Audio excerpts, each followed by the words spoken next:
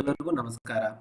ಸ್ನೇಹಿತರೆ, ಇವತ್ತಿನ ಒಂದು ವಿಡಿಯೋದಲ್ಲಿ ಸರ್ಕಾರಿ ನೌಕರರಿಗೆ ಒಂದು ಇಂಪಾರ್ಟೆಂಟ್ ಆಗಿರುವಂತಹ ಮಾಹಿತಿ ಬರ್ತಾ ಇರುವಂತದ್ದು ಕರ್ನಾಟಕ ಸರ್ಕಾರಿ ನೌಕರರ ನಗದು ರಹಿತ ವೈದ್ಯಕೀಯ ಚಿಕಿತ್ಸೆ ಬಗ್ಗೆ ಸಂಪೂರ್ಣವಾಗಿರುವಂತಹ ವಿವರಣೆ ಇರಲಿದೆ. ಇದಕ್ಕೆ ಸಂಬಂಧಿಸಿದಂತೆ ಅನುಷ್ಠಾನ ಯಾವ ರೀತಿ ಆಗಿದೆ, ನಿಯಮಗಳು ಏನಿದೆ ಮತ್ತು ಚಿಕಿತ್ಸೆ ಪಡೆಯುವ ಸಂಪೂರ್ಣ ವಿವರ, ಕ್ಯಾಶ್ಲೆಸ್ ಮೆಡಿಕಲ್ ಟ್ರೀಟ್ಮೆಂಟ್ ಯಾವ ರೀತಿಯಾಗಿ ಪಡೆಯಬಹುದು. ಇದರಲ್ಲಿ ಎರಡು ಟೈಪ್ ಇರುತ್ತೆ.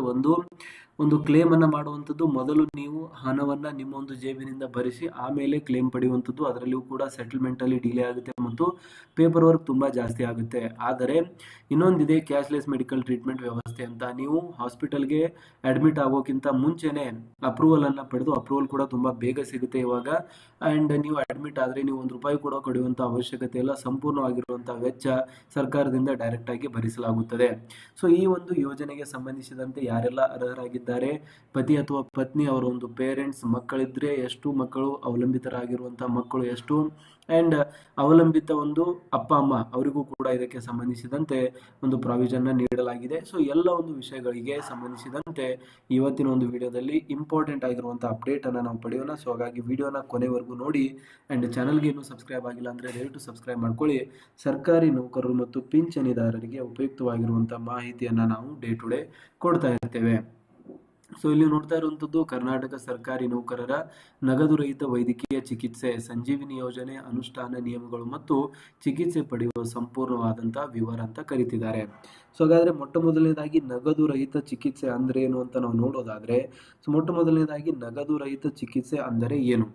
ಆಸ್ಪತ್ರೆಗೆ ದಾಖಲಾದಾಗ ನೌಕರರು ಸ್ವಂತ ಹಣವನ್ನ ಪಾವತಿಸುವ ಬದಲು ನೇರವಾಗಿ ಸರ್ಕಾರವೇ ಆಸ್ಪತ್ರೆಯ ಬಿಲ್ ಪಾವತಿಸುವ ವ್ಯವಸ್ಥೆಯೇ ನಗದು ರಹಿತ ಚಿಕಿತ್ಸೆ ಯೋಜನೆ, ಕ್ಯಾಶ್ಲೆಸ್ ಮೆಡಿಕಲ್ ಟ್ರೀಟ್ಮೆಂಟ್. ಇದು ನೌಕರರ ಮೇಲೆ ಹಠಾತ್ ಆರ್ಥಿಕ ಹೊರೆಯನ್ನ ತಪ್ಪಿಸುತ್ತದೆ ಅಂತ ಹೇಳ್ತಿದ್ದಾರೆ.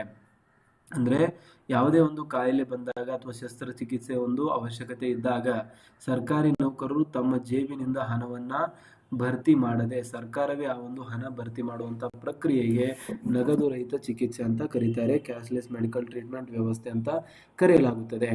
ಸೊ ಇದಾದ್ಮೇಲೆ ಯಾರಿಗೆಲ್ಲ ಇದಕ್ಕೆ ಅರ್ಹತೆ ಇದೆ ಅಂತ ನಾವು ನೋಡೋದಾದ್ರೆ, ಸೊ ನೆಕ್ಸ್ಟ್ ಸ್ಲೈಡ್ ಅಲ್ಲಿ ಯಾರಿಗೆ ಅರ್ಹತೆ ಇದೆ ಅಂತ ಹೇಳಿದ್ದಾರೆ. ಸರ್ಕಾರಿ ನೌಕರರು ರಾಜ್ಯ ಸರ್ಕಾರದ ವಿವಿಧ ಇಲಾಖೆಗಳಲ್ಲಿ ಕಾಯಂ ಆಗಿ ಕೆಲಸ ಸೇವೆ ಸಲ್ಲಿಸುತ್ತಿರುವ ಎಲ್ಲ ನೌಕರರು ಈ ಒಂದು ಯೋಜನೆಗೆ ಅರ್ಹರಾಗಿರುತ್ತಾರೆ. ನೋಡಿ, ಇಂಪಾರ್ಟೆಂಟ್ ಆಗಿರುವಂತದ್ದು ಕಾಯಂ ನೌಕರರಿಗೆ, ಅಂದ್ರೆ ಕಾಂಟ್ರಾಕ್ಟ್ ಬೇಸಿಸ್ ಮೇಲೆ ಕೆಲಸ ಮಾಡುತ್ತಿರುವಂತಹ ನೌಕರರಿಗೆ ಇದು ಅನ್ವಯವಾಗುವುದಿಲ್ಲ ಅಂತ ಅರ್ಥ. ಪತಿ ಅಥವಾ ಪತ್ನಿ ಅಂದ್ರೆ ನೌಕರರ ಪತಿ ಅಥವಾ ಪತ್ನಿಗೆ ಸ್ಪೌಸ್ ಈ ಯೋಜನೆಯಡಿ ಸಂಪೂರ್ಣ ಉಚಿತ ವೈದ್ಯಕೀಯ ಸೇವೆ ಲಭ್ಯವಿರುತ್ತದೆ. ಅವಲಂಬಿತ ಮಕ್ಕಳಿಗೂ ಕೂಡ ಇದರಲ್ಲಿ ಸೇವೆಯನ್ನ ಲಭ್ಯ ಮಾಡಲಾಗಿದೆ. ನೌಕರರ ಅವಲಂಬಿತ ಮಕ್ಕಳಿಗೆ ಸಾಮಾನ್ಯವಾಗಿ 25 ವರ್ಷ ವಯಸ್ಸಾಗುವವರೆಗೆ ಅಥವಾ ಉದ್ಯೋಗ ಸಿಗುವವರೆಗೆ ಚಿಕಿತ್ಸೆ ಲಭ್ಯವಾಗಿರುತ್ತದೆ ಅಂತ ಇಲ್ಲಿ ಹೇಳ್ತಿದ್ದಾರೆ. ಅಂಡ್ ಇನ್ನೊಂದು ಕೂಡ 7ನೇ ವೇತನ ಆಯೋಗದಲ್ಲಿ ತಂದೆ ತಾಯಿಗೆ ಅನ್ವಯಿಸುತ್ತದೆ ಅಂತ ತುಂಬಾ ಜನರ ಒಂದು ಪ್ರಶ್ನೆ ಇದೆ. ಸೊ ಅದಕ್ಕೂ ಕೂಡ ಉತ್ತರವನ್ನ ನೀಡಿದ್ದಾರೆ. ನೋಡಿ, ತಂದೆ ತಾಯಿಯರಿಗೆ ಅನ್ವಯಿಸುತ್ತದೆಯಾ ಅಂದ್ರೆ ನೀವು ಪುರುಷ ಅಥವಾ ಮಹಿಳಾ ನೌಕರರಾಗಿರ್ಬೋದು. ಮಹಿಳಾ ನೌಕರರಾಗಿದ್ರೆ ಅತ್ತೆ ಮಾವ ಅಂತ ಬರ್ತಾರೆ ಮದುವೆ ಆದ್ಮೇಲೆ, ಆದ್ರೆ ಅವ್ರಿಗೆ ಬಿಟ್ಟು ತಂದೆ ತಾಯಿಗೆ ಅನ್ವಯಿಸುತ್ತದೆ ಅಂತ ಪ್ರಶ್ನೆ ಇರುತ್ತೆ. ಸೊ ಅದಕ್ಕೂ ಕೂಡ ಇಲ್ಲಿ ಉತ್ತರ ಇದೆ ನೋಡಿ. ಹೌದು, ಖಂಡಿತ ಅನ್ವಯಿಸುತ್ತದೆ, ಆದರೆ ಕೆಲವು ಷರತ್ತುಗೊಳಪಟ್ಟು. ಅವರಿಗೂ ಕೂಡ ಅನ್ವಯಿಸುತ್ತದೆ, ಬಟ್ ಕೆಲವು ಷರತ್ತುಗೊಳಪಟ್ಟು ಅದು ಅನ್ವಯವಾಗುತ್ತದೆ. ನೌಕರರ ಮೇಲೆ ಸಂಪೂರ್ಣವಾಗಿ ಅವಲಂಬಿತರಾಗಿರುವ ತಂದೆ ಮತ್ತು ತಾಯಿಗೆ ನಗದು ರಹಿತ ಚಿಕಿತ್ಸೆ ಪಡೆಯಲು ಅವಕಾಶ ಇದೆ. ಅಂದ್ರೆ ಡಿಪೆಂಡೆನ್ಸಿ ಇರಬೇಕು, ಅವರು ನೌಕರರ ಮೇಲೆ ಡಿಪೆಂಡ್ ಆಗಿರಬೇಕು. ಆದಾಯ ಮಿತಿ ಇರಬೇಕು ಅವರಿಗೆ. ತಂದೆ ತಾಯಿಯ ಒಟ್ಟು ಮಾಸಿಕ ಆದಾಯವು ಸರ್ಕಾರದ ನಿಗದಿಪಡಿಸಿದ ಮಿತಿಗಿಂತ ಕಡಿಮೆ ಇರಬೇಕು. ಉದಾಹರಣೆಗೆ ಇಲ್ಲಿ 40,000 ಅಂತ ಇದೆ. ಆಕ್ಚುಲಿ ಇದು 6,000 ಅಂತ ಅಲ್ಲ, 40,000 ರೂಪಾಯಿ ಇರಬೇಕು, ಅದಕ್ಕಿಂತ ಕಡಿಮೆ ಇರಬೇಕು ಅಂತ ಒಂದು ಮಿತಿ ಇದೆ 7ನೇ ವೇತನ ಆಯೋಗದ ಪ್ರಕಾರ. ಅವರು ಕಡ್ಡಾಯವಾಗಿ ನೌಕರರೊಂದಿಗೆ ಒಂದೇ ಮನೆಯಲ್ಲಿ ವಾಸಿಸುತ್ತಿರಬೇಕು. ರೇಷನ್ ಕಾರ್ಡ್ ಅಥವಾ ಆಧಾರ್ ವಿಳಾಸದ ಆಧಾರದ ಮೇಲೆ. ಸೊ ಅವರು ಒಂದೇ ಒಂದು ಮನೆಯಲ್ಲಿ ವಾಸಿಸಿರಬೇಕು, ಅಂದ್ರೆ ಇದು ಆಧಾರ್ ಸೇಮ್ ಅಡ್ರೆಸ್ ಅಲ್ಲಿ ಇರಬೇಕು ಅಂತ ಹೇಳ್ತಿದ್ದಾರೆ. ಸೊ ಇದಾದ್ಮೇಲೆ ನಿವೃತ್ತರ ನೌಕರರಿಗೆ ಅಥವಾ ಪಿಂಚಣಿದಾರರಿಗೆ ಈ ಸೌಲಭ್ಯ ಇದೆಯಾ ಅಂತ. ಸೊ ಇದು ತುಂಬಾ ಇಂಪಾರ್ಟೆಂಟ್ ಆಗಿರುವಂತಹ ಪ್ರಶ್ನೆ. ಕರ್ನಾಟಕ ಆರೋಗ್ಯ ಸಂಜೀವಿನಿ ಯೋಜನೆ ಪಿಂಚಣಿದಾರರಿಗೆ ಲಭ್ಯ ಇದೆಯಾ ಅಂತ ಒಂದು ಪ್ರಶ್ನೆ. ಪ್ರಸ್ತುತ ಪರಿಸ್ಥಿತಿಯಲ್ಲಿ ಇಲ್ಲ. ಹಳೆಯ ಜ್ಯೋತಿ ಸಂಜೀವಿನಿ ಯೋಜನೆಯಲ್ಲಿ ಪಿಂಚಣಿದಾರರಿಗೆ ನಗದು ರಹಿತ ಚಿಕಿತ್ಸೆ ಅವಕಾಶ ಇರಲಿಲ್ಲ, ಬದಲಿಗೆ ವೈದ್ಯಕೀಯ ಭತ್ಯೆ ಅಥವಾ ಮರುಪಾವತಿ ವ್ಯವಸ್ಥೆ ಇತ್ತು. ಆದರೆ ನೂತನ ಕರ್ನಾಟಕ ಆರೋಗ್ಯ ಸಂಜೀವಿನಿ ಯೋಜನೆ ಅಡಿಯಲ್ಲಿ ಹಾಲಿ ನೌಕರರ ಜೊತೆಗೆ ರಾಜ್ಯದ ಎಲ್ಲ ಪಿಂಚಣಿದಾರರಿಗೂ ಸಂಪೂರ್ಣ ನಗದು ರಹಿತ ಚಿಕಿತ್ಸೆ ನೀಡಲು ಸರ್ಕಾರ ಮುಂದಾಗಿದ್ದು, ಇದು ಅನುಷ್ಠಾನದ ಹಂತದಲ್ಲಿದೆ. ಇದು ಜಾರಿಯಾದ ತಕ್ಷಣ ನಿವೃತ್ತರಿಗೂ ಕೂಡ ಕಾರ್ಡ್ ನೀಡಲಾಗುತ್ತದೆ ಅಂತ ಹೇಳ್ತಿದ್ದಾರೆ.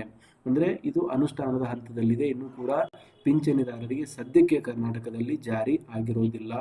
ಸೊ ಅದಕ್ಕಾಗಿ ಹೋರಾಟಗಳು ಆಲ್ರೆಡಿ ನಡೀತಾ ಇದೆ. ಪಿಂಚಣಿದಾರರು ಆಲ್ರೆಡಿ ಸರ್ಕಾರಕ್ಕೆ ಮನವಿ ಪತ್ರಗಳನ್ನು ಸಲ್ಲಿಸಿದ್ದಾರೆ. ಆದಷ್ಟು ಬೇಗ ಪಿಂಚಣಿದಾರರಿಗೂ ಕೂಡ ಇದನ್ನ ಲಭ್ಯ ಮಾಡಲಾಗುವುದು ಅಂತ ಹೇಳ್ತಿದ್ದಾರೆ. ಸೊ ಇದಾದ್ಮೇಲೆ ನೆಕ್ಸ್ಟ್ ಯೋಜನೆಯಡಿ ನೋಂದಣಿ ಮಾಡುವುದು ಹೇಗೆ ಅಂತ, ಅಂದರೆ ಯಾವ ರೀತಿಯಾದಂಥ ಪ್ರೊಸೆಸ್ ಇದೆ ಅಂತ. ನೌಕರರು ತಮ್ಮ KGID ಸಂಖ್ಯೆ ಮತ್ತು HRMS ಲಾಗಿನ್ ಬಳಸಬೇಕಾಗುತ್ತದೆ. HRMS ಪೋರ್ಟಲ್ನಲ್ಲಿ ಅಥವಾ DPAR ನಿರ್ದೇಶಿಸಿದ ವೆಬ್ಸೈಟ್ನಲ್ಲಿ ತಮ್ಮ ಹಾಗೂ ಅವಲಂಬಿತ ಕುಟುಂಬದವರ ಆಧಾರ್ ಕಾರ್ಡ್ ಸಂಖ್ಯೆಗಳನ್ನು ಅಪ್ಡೇಟ್ ಮಾಡಬೇಕು. ಇದಾದ ಮೇಲೆ ಕುಟುಂಬದ ಸದಸ್ಯರ ವಿವರಗಳು ಅನುಮೋದನೆಯಾದ ನಂತರ ಸುವರ್ಣ ಆರೋಗ್ಯ ಸುರಕ್ಷಾ ಟ್ರಸ್ಟ್ SAST ಅಂತ ಏನು ಕರಿತೀವಿ ಅಥವಾ ಸಂಬಂಧಪಟ್ಟ ಇಲಾಖೆಯಿಂದ ಹೆಲ್ತ್ ಕಾರ್ಡ್ ವಿತರಿಸಲಾಗುತ್ತದೆ. ಸೊ ಇದಾದ ಮೇಲೆ ಆಸ್ಪತ್ರೆಗೆ ಹೋಗುವಾಗ ಈ ಕಾರ್ಡ್ ಅಥವಾ ಸರ್ಕಾರಿ ಗುರುತಿನ ಚೀಟಿಯನ್ನು ಒಯ್ಯುವಂಥದ್ದು ಕಡ್ಡಾಯವಾಗಿರುತ್ತದೆ. ಸೊ ಬೇಸಿಕಲಿ ಇದೆಲ್ಲವೂ ಕೂಡ KGID ಮತ್ತು HRMSನಲ್ಲಿ ನಡೆಯುವಂಥ ಒಂದು ಪ್ರಕ್ರಿಯೆ. ಸೊ ಆಯಾ ಇಲಾಖೆಗಳಿಗೆ ಇದನ್ನು ವಹಿಸಲಾಗಿರುತ್ತದೆ. ಆಸ್ಪತ್ರೆಗಳು ಮತ್ತು ವೈದ್ಯಕೀಯ ಸೇವೆಗಳು ಯಾವೆಲ್ಲವೂ ಇದಕ್ಕೆ ಎಲಿಜಿಬಲ್ ಇದ್ದಾವೆ ಅಂತ ನಾವು ನೋಡೋದಾದರೆ, ಆಸ್ಪತ್ರೆಗಳು ಮತ್ತು ವೈದ್ಯಕೀಯ ವೆಚ್ಚಗಳ ಲಿಸ್ಟ್ನ ಇಲ್ಲಿ ನೋಡಿದ್ರೆ, ಮೊಟ್ಟ ಮೊದಲನೇದಾಗಿ ನೋಂದಾಯಿತ ಆಸ್ಪತ್ರೆಗಳ ಬಗ್ಗೆ ಡಿಸ್ಕಸ್ ಮಾಡೋದಾದರೆ, ಎಲ್ಲ ಸರ್ಕಾರಿ ಆಸ್ಪತ್ರೆಗಳು ಮತ್ತು SAST ಅಡಿಯಲ್ಲಿ ನೋಂದಿತವಾಗಿರುವ ಎಂಪ್ಲೇನ್ಡ್ ಎಲ್ಲ ಸೂಪರ್ ಸ್ಪೆಷಾಲಿಟಿ ಖಾಸಗಿ ಆಸ್ಪತ್ರೆಗಳಲ್ಲಿ ಚಿಕಿತ್ಸೆ ಲಭ್ಯವಿರುತ್ತದೆ. ಒಳರೋಗಿ IPD ಮಾತ್ರ, ಅಂದರೆ OPD ಸೌಲಭ್ಯ ಇಲ್ಲ, IPD ಇನ್ನರ್ ಪೇಷಂಟ್ ಡಿಪಾರ್ಟ್ಮೆಂಟ್ ಮಾತ್ರ ಇದಕ್ಕೆ ಅಂದರೆ ಅಡ್ಮಿಟ್ ಆಗುವಂಥದ್ದು. ರೋಗಿಯು ಆಸ್ಪತ್ರೆಗೆ ದಾಖಲಾಗಿ ಪಡೆಯುವ ಚಿಕಿತ್ಸೆ ಇನ್ ಪೇಷಂಟ್ ಮತ್ತು ಶಸ್ತ್ರಚಿಕಿತ್ಸೆಗಳಿಗೆ ಮಾತ್ರ ಈ ಯೋಜನೆ ಅನ್ವಯಿಸುತ್ತದೆ. OPDಗೆ ಅನ್ವಯಿಸುವುದಿಲ್ಲ. ಹೊರರೋಗಿಗೆ, ಔಟ್ ಪೇಷಂಟ್ ಡಿಪಾರ್ಟ್ಮೆಂಟ್ಗೆ, ಸಣ್ಣ ಪುಟ್ಟ ಜ್ವರ ಮತ್ತು ನಿಯಮಿತ ತಪಾಸಣೆಗಳಿಗೆ ಈ ನಗದು ರಹಿತ ಯೋಜನೆ ಅನ್ವಯಿಸುವುದಿಲ್ಲ ಅಂತ ಹೇಳ್ತಿದ್ದಾರೆ. ಸೊ ಹಾಗಾಗಿ ಇದು ಅನ್ವಯಿಸುವುದಿಲ್ಲ, ಈ ಎರಡು ಕೇಸ್ಗಳಲ್ಲಿ ಅನ್ವಯಿಸುತ್ತದೆ. ಸೊ ಇದು ಒಂದು ಮಾಹಿತಿ ಇದಕ್ಕೆ, ಯಾರಿಗೆಲ್ಲ ಅನ್ವಯಿಸುತ್ತದೆ ಮತ್ತು ಯಾರಿಗೆ ಅನ್ವಯಿಸುವುದಿಲ್ಲ. OPDಗೆ ಅನ್ವಯಿಸುವುದಿಲ್ಲ, ಉಳಿದಂಥ ಒಂದು ಈ IPD ಇನ್ ಪೇಷಂಟ್ ಡಿಪಾರ್ಟ್ಮೆಂಟ್ ಮತ್ತು ಶಸ್ತ್ರಚಿಕಿತ್ಸೆ ಇದಕ್ಕೆ ಅನ್ವಯವಾಗುತ್ತದೆ. ವೇತನ ಶ್ರೇಣಿ ಮತ್ತು ವಾರ್ಡ್ ಹಂಚಿಕೆ. ಸೊ ಇದರಲ್ಲಿಯೂ ಕೂಡ ಕೆಲವೊಂದಿಷ್ಟು ವೇತನ ಶ್ರೇಣಿಗೆ ಅನುಗುಣವಾಗಿ ವಾರ್ಡ್ಗಳನ್ನು ಹಂಚಿಕೆ ಮಾಡಲಾಗುತ್ತೆ. ಸೊ ಅದ್ರ ಬಗ್ಗೆ ಮಾಹಿತಿ ಇದೆ ನೋಡಿ. ನೌಕರರ ವರ್ಗ, ಇದಾದ ಮೇಲೆ ಮೂಲ ವೇತನ, ಆಸ್ಪತ್ರೆಯಲ್ಲಿ ಲಭ್ಯವಾಗುವ ವಾರ್ಡ್ ಅಂತ ಹೇಳ್ತಿದ್ದಾರೆ. ಗ್ರೂಪ್ D ನೌಕರರಾಗಿದ್ದರೆ ಅಂಥವರಿಗೆ ಸರ್ಕಾರ ನಿಗದಿಪಡಿಸಿದ ಕನಿಷ್ಠ ವೇತನ ಶ್ರೇಣಿ ಸಾಮಾನ್ಯ ವಾರ್ಡ್, ಜನರಲ್ ವಾರ್ಡಲ್ಲಿ ಇಲ್ಲಿ ಅಡ್ಮಿಟ್ ಆಗ್ಬೋದು. ಗ್ರೂಪ್ C ನೌಕರರಾಗಿದ್ದರೆ ಮಧ್ಯಮ ವೇತನ ಶ್ರೇಣಿ, ಅರೆ ಖಾಸಗಿ ಸೆಮಿ ಪ್ರೈವೇಟ್ ವಾರ್ಡಲ್ಲಿ ಇದಾಗ್ಬೋದು, ಅಡ್ಮಿಟ್ ಆಗ್ಬೋದು. ಗ್ರೂಪ್ A ಮತ್ತು ಗ್ರೂಪ್ B ನೌಕರಿಗೆ ಉನ್ನತ ವೇತನ ಶ್ರೇಣಿ, ಅಧಿಕಾರಿ ವರ್ಗ, ಖಾಸಗಿ ವಾರ್ಡ್, ಪ್ರೈವೇಟ್ ವಾರ್ಡಲ್ಲಿ ಇಲ್ಲಿ ಅವರು ಅಡ್ಮಿಟ್ ಆಗ್ಬೋದು. ಸೂಚನೆ: ನಿಖರವಾದ ಮೂಲ ವೇತನ ಮಿತಿಯ ಪರಿಷ್ಕೃತ ವೇತನ 7ನೇ ವೇತನ ಆಯೋಗ ಬದಲಾಗುತ್ತದೆ. ಸೊ ಅದನ್ನು ನೀವು 7ನೇ ವೇತನ ಆಯೋಗದಲ್ಲಿ ಚೆಕ್ಔಟ್ ಮಾಡ್ಕೊಳ್ಬೋದು.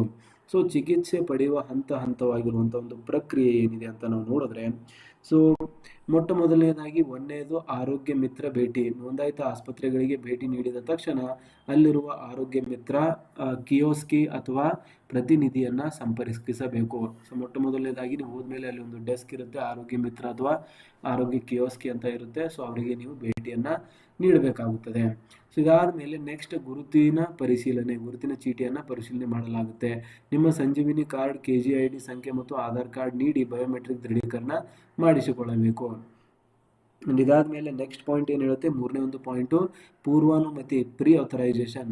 ವೈದ್ಯರು ರೋಗ ನಿರ್ಣಯ ಮಾಡಿದ ನಂತರ ಆಸ್ಪತ್ರೆಯು SAST ಪೋರ್ಟಲ್ ಮೂಲಕ ಚಿಕಿತ್ಸೆಗೆ ಪ್ರೀ ಆಥರೈಸೇಷನ್ ಪಡೆಯುತ್ತದೆ. ಸಾಮಾನ್ಯವಾಗಿ 24 ಗಂಟೆಯ ಒಳಗೆ ಈ ಒಂದು ಆಥರೈಸೇಷನ್ನ ನೀಡಲಾಗುತ್ತದೆ.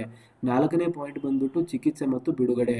ಅನುಮೋದನೆ ಸಿಕ್ಕ ನಂತರ ಉಚಿತ ಚಿಕಿತ್ಸೆ ಪಡೆಯಬಹುದು. ಆಸ್ಪತ್ರೆಯಿಂದ ಬಿಡುಗಡೆಯಾಗುವಾಗ ಡಿಸ್ಚಾರ್ಜ್ ಬಿಲ್ ಪಾವತಿಸುವಂತಿಲ್ಲ.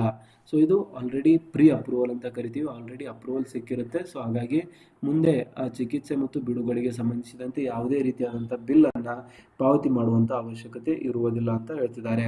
ಸೊ ಇದಾದಮೇಲೆ ತುರ್ತು ಸಂದರ್ಭಗಳಲ್ಲಿ ಏನು ಮಾಡಬೇಕು ಅಂದರೆ, ಇದಕ್ಕೆ ಟೈಮ್ ಹೋಗುತ್ತೆ, 1 ದಿನ ಅಥವಾ 2 ದಿನ. ಆದರೆ ತುರ್ತು ಸಂದರ್ಭ, ಎಮರ್ಜೆನ್ಸಿ ಅಂತ ಇದ್ದರೆ ಯಾವ ರೀತಿಯಾಗಿ ಮಾಡಬೇಕು ಅಂತ ನೀವು ನೋಡೋದಾದರೆ, ಹೃದಯಾಘಾತ, ಅಪಘಾತ ಅಥವಾ ಕೋಮಾದಂತಹ ತುರ್ತು ಸಂದರ್ಭಗಳಲ್ಲಿ ಪೂರ್ವಾನುಮತಿಗಾಗಿ ಕಾಯುವ ಅಗತ್ಯ ಇರುವುದಿಲ್ಲ. ರೋಗಿಯನ್ನ ನೇರವಾಗಿ ಯಾವುದೇ ನೋಂದಾಯಿತ ಆಸ್ಪತ್ರೆಗಳಲ್ಲಿ ದಾಖಲಿಸಿ ತಕ್ಷಣ ಜೀವರಕ್ಷಕ ಚಿಕಿತ್ಸೆಯನ್ನು ಆರಂಭಿಸಬಹುದು.